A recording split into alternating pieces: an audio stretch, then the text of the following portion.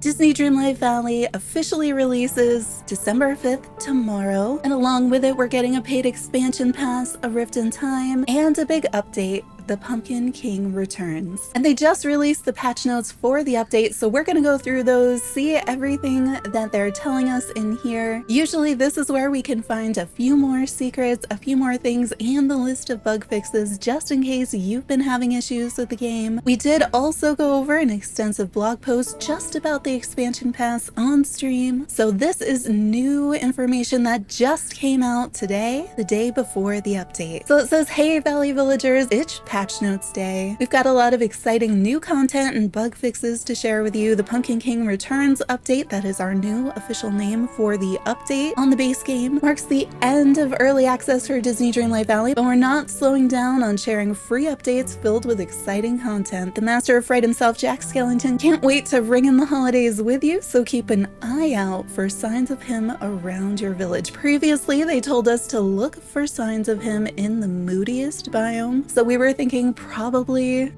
the Forgotten Lands. I do wonder if this is going to be one of those easy on characters, kind of like Mirabelle was and some of the others, where you find an object and all of a sudden the villager joins you in the valley really quickly, or if this might be the sort of thing, because they do say signs, if we'll be collecting multiples of something, if there'll be time logs, if this will be something that we'll have to wait over time. Maybe he joins us closer to the end of the month. We'll have to wait and see.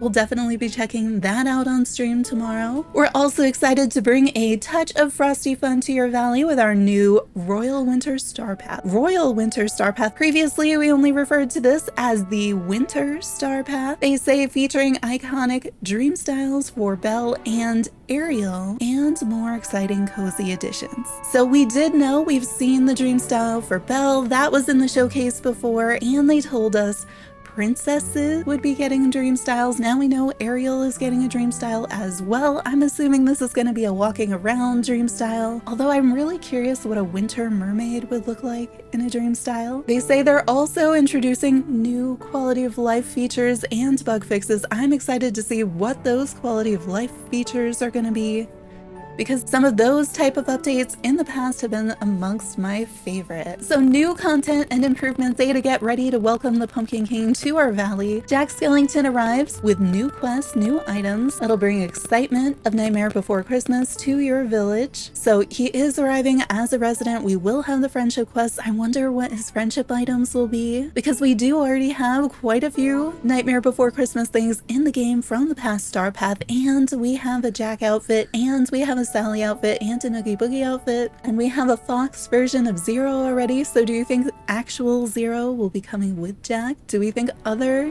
Nightmare Before Christmas characters may come in the future? I'm excited to see what his house looks like and to see what those friendship items turn out to be. I've definitely got my pumpkin field ready in case he needs me to harvest pumpkins, as well as a whole bunch of them in storage just in case I need to give him a whole bunch of pumpkins. And I've been clearing out the Forgotten Lands so that hopefully it'll be easy to see whatever the clues are to his arrival. An all-new multiplayer mode comes to the game with valley visits, and we will be doing some valley visits on stream, I'm sure, and in videos. Hang out, share items, and this part is new. Collect new pixel shards to craft powerful cooking and crafting buffs. I wonder what that is going to be.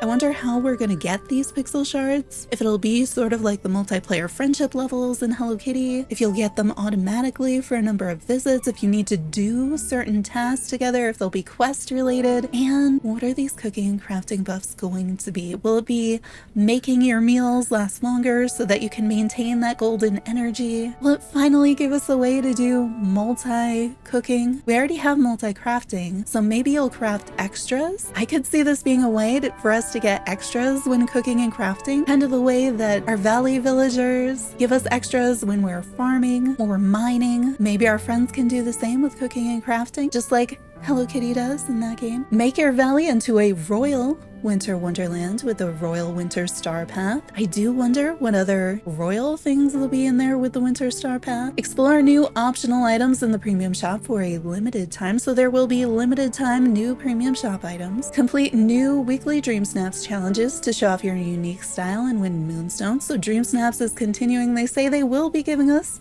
new challenges. Last week's was not new. Keep an eye out for gifts and wrapping paper around the valley with the return of the holiday event. So if you have not played Disney Dreamlight Valley in December before, be sure to check out my festive guide for all the festive things that happen in Disney Dreamlight Valley, and it'll tell you what it is that they're talking about here. But we do have confirmed then that the things that I have in that video are returning. Knee-length versions of basic skirts added to provide you with more outfit options. Thank you. But there simply aren't very many skirt options in this game. And to me, so many of the skirts that we do have are really, really short. I'm looking forward to see what these knee-length versions of basic skirts are. Do I need to buy them from Scrooge? Are they automatically in my wardrobe? I think that's a great addition. Have more control over your valley with the ability to add and remove villagers using the map menu. Please note that villagers will always appear in your village if required for a quest. I think this is a feature I've heard a lot of people asking for because the valley, they feel like it's becoming really crowded, or there are certain characters that they don't appreciate having around. And as we continue to add more, they're wondering, how am I gonna fit this all in here? Do I really have to deal with this character every day? So now, if you go to the map, you'll be able to remove the characters and add them. I think that this is probably also necessary for the DLC because with that expansion pass, you have a whole new map, and they've shown us that villagers can be placed there in addition to the main valley. So I imagine this is probably a functionality so that you're able to move villagers between the two maps. You probably need to remove them from the main valley, then go open your map in the expansion pass, and then add them over there. That is my guess, along with the ability to simply have villagers that are not on either map. I'm curious how well this ends up working. All of the features, I'm always a little hesitant to see how they go, but I think that feature is gonna make a lot of people really happy when they simply don't know where to put certain houses, especially the decorating folks who have a very specific aesthetic, and then they get a new house and they're like, where am I supposed to put this? I imagine we'll probably need to bring some of them back if there are star path tasks as well, but this will give folks a lot more flexibility. They tell us some characters have received updates to their animations. Enjoy catching them emoting across your valley. That's always fun to see what they do next with that. I feel like Fairy Godmother, they did such a good job. I really like Mirabelle's butterflies, so I'm curious to see what it is that they've added. Are they going to be winter specifically modes? And they say Disney Dreamlight Valley, a Ripped in Time expansion pass is available now. Available now.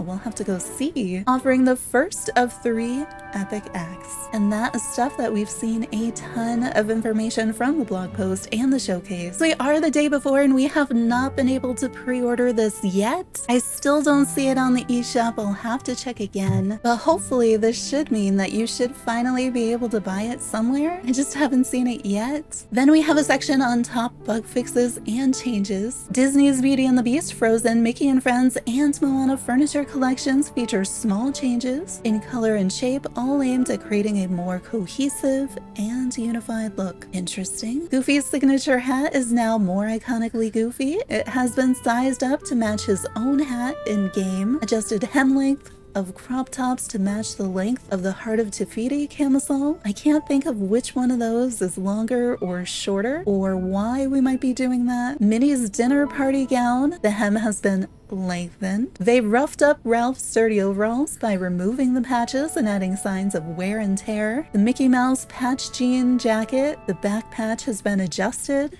They've made adjustments to Moana's fishing stall for a more accurate depiction. A bug related to the pumpkin house not correctly appearing in the Forgotten Lands for some players has been fixed. I know that's going to be really exciting for those of you whose pumpkin house disappeared. Deal of the day, the chocolate fountain, a bug related to spawning of ice shards has been fixed. Strut your stuff, a bug related to spawning of sunbird feathers has been fixed. Layer Sweet Layer, a bug related to the spawning of paper has been fixed. The Great Blizzard, a bug related to the spawning of water particles has been fixed. A broken sled, a bug related to the game freezing when trying to pick up the sled has been fixed. What home feels like, a bug related to the secret chest spawning has been addressed to unblock any players who encounter the issue. And a bug related to the lioness statue in the Forest of Valor becoming unreachable has also been addressed. A variety of bugs related to the appearance of certain items, including furniture, level blockers, when viewed from certain graphical settings has been fixed, and an issue with villagers spawning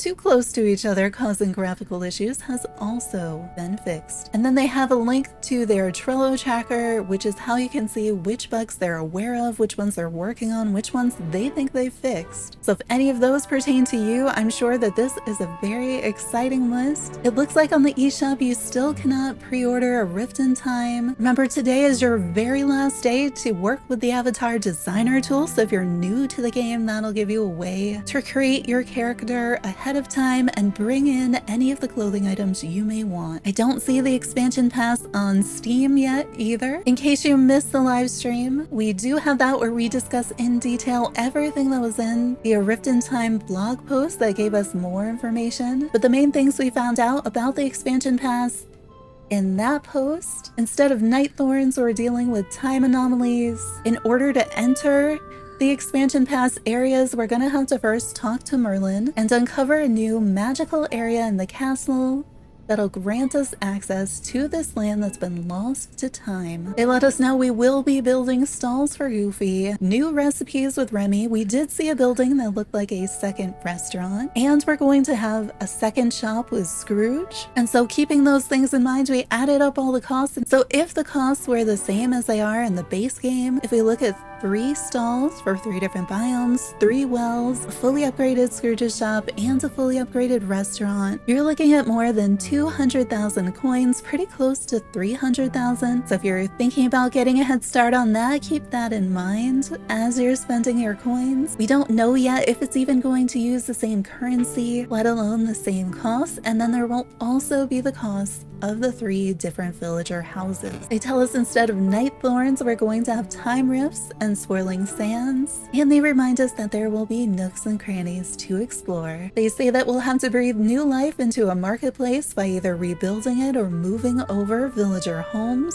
and after that initial biome, that Ancients Land, you'll be able to choose which of the 2 other biomes you explore next, either the Glittering Dunes or the Wild Tangle. And they say there will be new challenges and secret areas in each one, as well as new flora and fauna. Know that there's going to be new critter companions, decorative plants and rocks, vegetables, fruit. They remind us about the Royal Hourglass tool, and they let us know about some of its additional powers. We already knew it could hunt for treasure. We assumed it could overcome obstacles, but now they're saying it'll also help us in the crafting of new objects. And they say rather than a crafting bench in the expansion pass, we will be making the time bending station, and we'll need this time bending station to craft quest items, ancient machines, so those slow cookers and the sprinklers that we saw, and other exciting objects, as well as things to decorate the valley. And they let us know that the Royal Hourglass tool is something that we will